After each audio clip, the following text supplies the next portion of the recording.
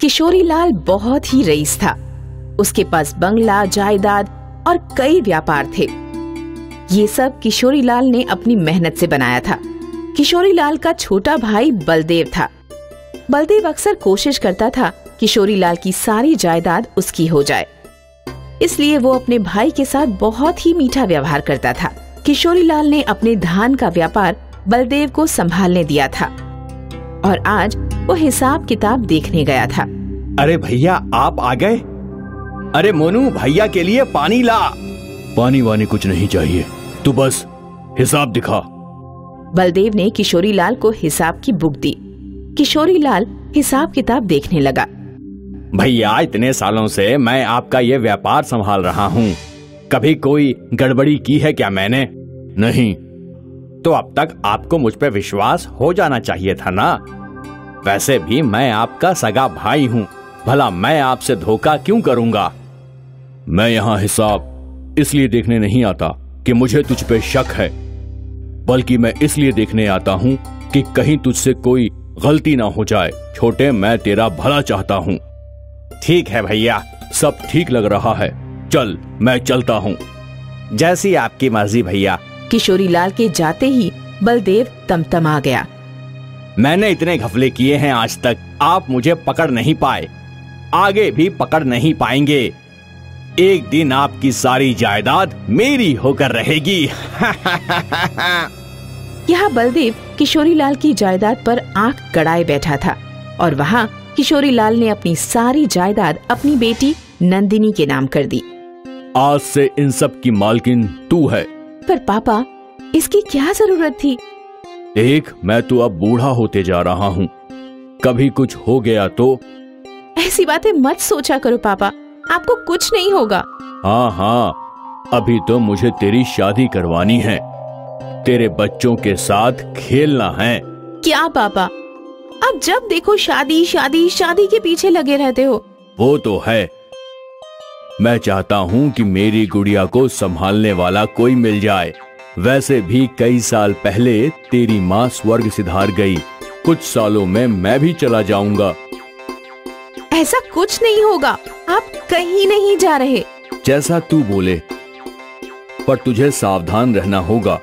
मुझे लगता है बलदेव कुछ ना कुछ जरूर करेगा। ज्यादा से ज्यादा वो मुझे किडनैप ही करेंगे ना। Same old school idea. मेरे पास इसका भी इलाज है पापा। ठीक है, देखते हैं। नंदिनी ने किशोरी लाल को अपना आइडिया बताया और दोनों बाप बेटी बहुत खुश हुए। जब बलदेव को ये बात पता चली तो उसके मन में आक्रोश भर गया। सारी जायदाद अपनी बेटी के नाम कर दी और मेरे नाम कुछ भी नहीं किया। बहुत गलत किया भैया, आपने बहुत गलत किया। वो जायदाद हथियाने की योजना सोचने लगा। क्यों ना मैं नंदिनी को किडनैप कर लूं और फिर फिरौती में बहुत सारे पैसे मांग लूं। किशोरी लाल नंदिनी से बहुत प्यार करते हैं। और बस ये सोचकर बलदेव ने 2 गुंडों को पैसे दिए नंदिनी को किडनैप करने के लिए। ये नंदिनी है, इसे किडनैप करना है। फोटो के पीछे उसका एड्रेस लिखा है। ठीक है सर, आपका काम हो जाएगा। ये एडवांस और बाकी के पैसे काम होने के बाद। बलदेव मन ही मन खुश था कि जल्द ही उसे बहुत सारे पैसे मिलने वाले हैं।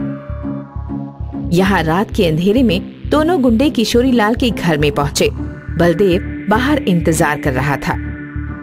मैं इस तरफ जाता हूँ, तो उस तरफ जा, और अगर तुझे लड़की दिखे तो यहाँ लेकर आ। दोनों गुंडे अलग अलग दिशा में गए।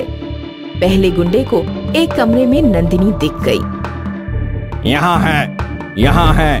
वो दूसरे गुंडे के पास उसे बताने गया तो उसने देखा कि नंदिनी वहाँ भी थी। ये यहाँ कैसे? ये तो वहाँ भी थी। क्या बकवास कर रहे हैं? एक लड़की 2 जगह कैसे हो सकती है? तू मेरे साथ चल और देख ले। दूसरे गुंडे ने भी देखा तो नंदिनी उस कमरे में भी थी।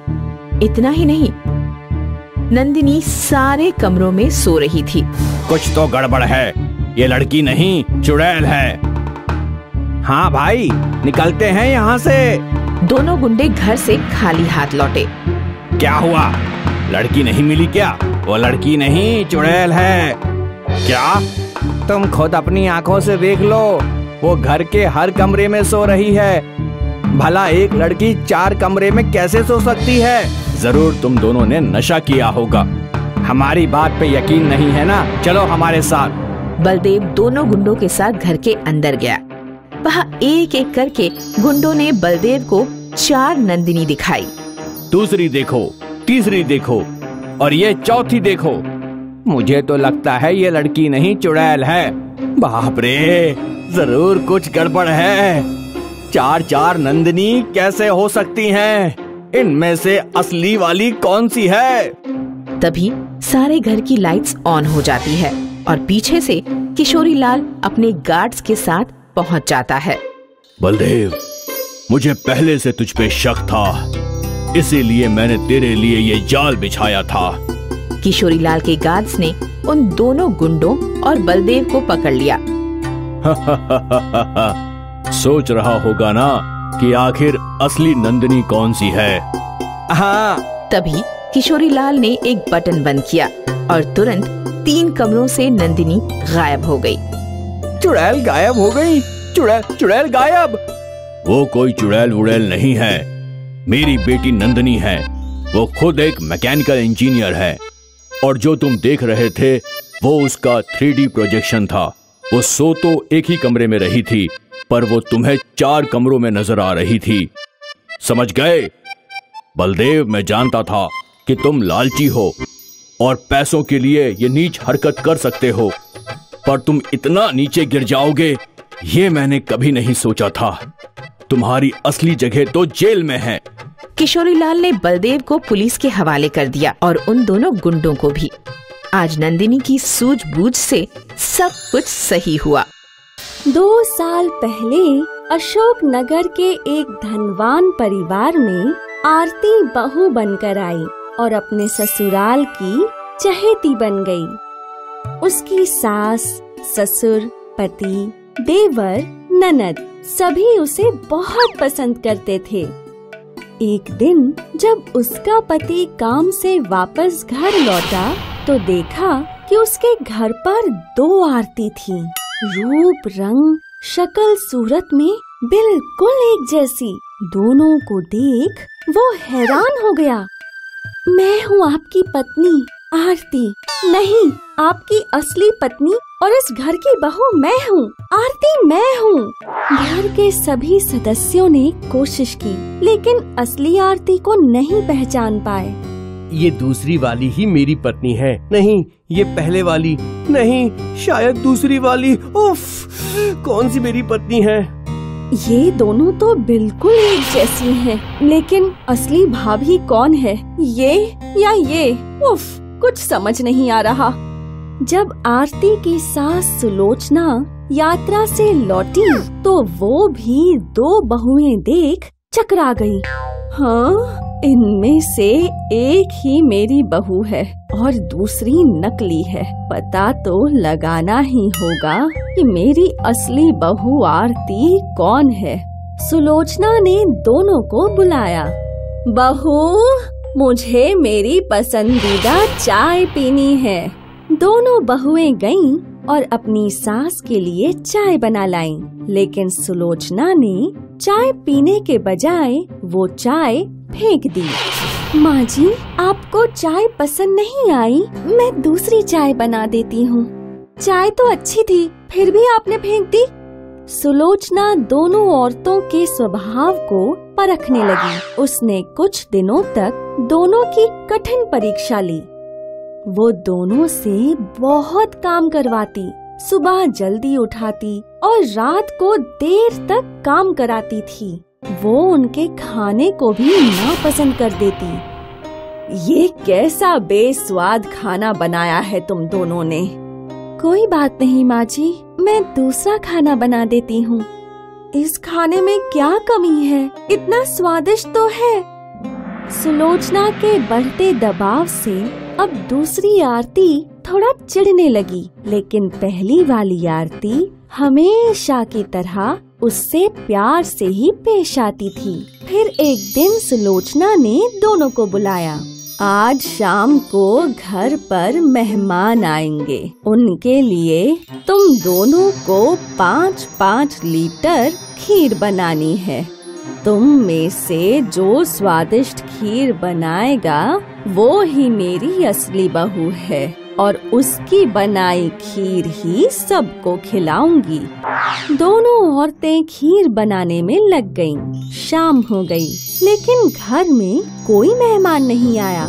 सुलोचना ने दोनों औरतों को खीर लेकर बुलाया। पहली बहू ने 5 लीटर खीर बनाई, जबकि दूसरी ने सिर्फ थोड़ी सी ही खीर बनाई थी।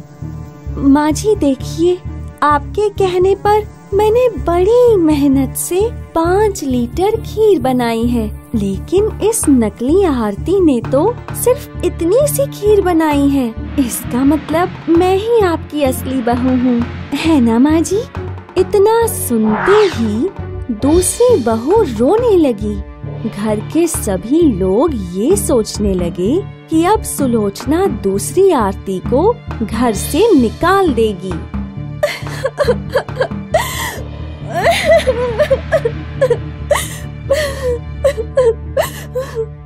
पहली आरती ने बड़ी मेहनत और लगन से सारा काम किया। उसने 5 लीटर खीर भी बनाई, इसीलिए वो ये प्रतियोगिता जीत गई। लेकिन मेरी असली बहू तो ये दूसरी आरती है। सुलोचना की बात सुनकर दोनों आरती और बाकी लोग हैरान हो गए। दूसरी आरती रोते हुए अपनी सास के गले लग गई।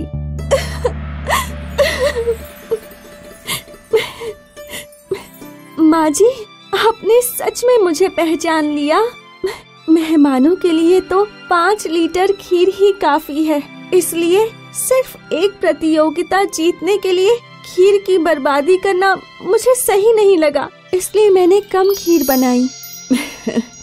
मुझे पता है बहू, मैं अपनी बहू के गुणों को पहचानती हूँ।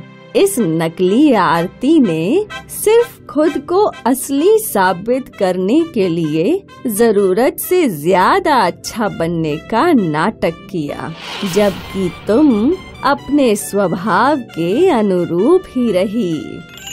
और इस तरह सुलोचना ने अपनी असली बहू आरती को पहचान लिया। इस कहानी से हमें ये सीख मिलती है कि जरूरत से ज्यादा मीठा बोलने वाले और जरूरत से ज्यादा अच्छा बर्ताव करने वाले लोग मतलबी होते हैं। ऐसे लोगों से दूर रहना चाहिए।